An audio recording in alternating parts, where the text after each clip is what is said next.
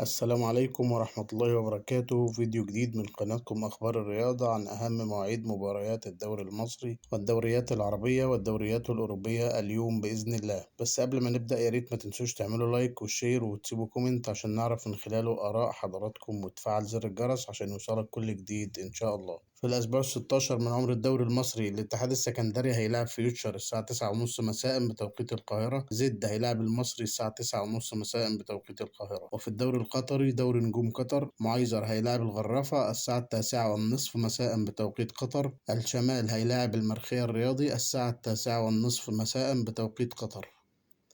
وفي دوري أبطال آسيا، في مباراة العودة لدور الثمانية، النصر السعودي هيلاعب العين الإماراتي الساعة 9 مساء بتوقيت القاهرة، 10 بتوقيت السعودية، 11 بتوقيت الإمارات العربية المتحدة. في الدوري الإيطالي، لاتسيو هيلاعب أودينيزي الساعة 10 إلا ربع مساء بتوقيت القاهرة، 11 إلا ربع بتوقيت السعودية، 12 إلا ربع بتوقيت الإمارات العربية المتحدة. وفي الدوري الأسباني، الميريا هيلاعب أشبيلية الساعة 10 مساء بتوقيت القاهرة، 11 بتوقيت السعودية، 12 بتوقيت الإمارات. أما عن الدوري الإنجليزي، تشيلسي هيلاعب نيوكاسل الساعة 10 مساء بتوقيت القاهرة، 11 بتوقيت السعودية، 12 مساء بتوقيت الإمارات العربية المتحدة. لو عجبك الفيديو ما تنساش تدوس لايك وتعمل شير وتسيب كومنت عشان رأيك يهمنا، وتفعل زر الجرس عشان يوصلك كل فيديوهاتنا. والسلام عليكم ورحمة الله وبركاته.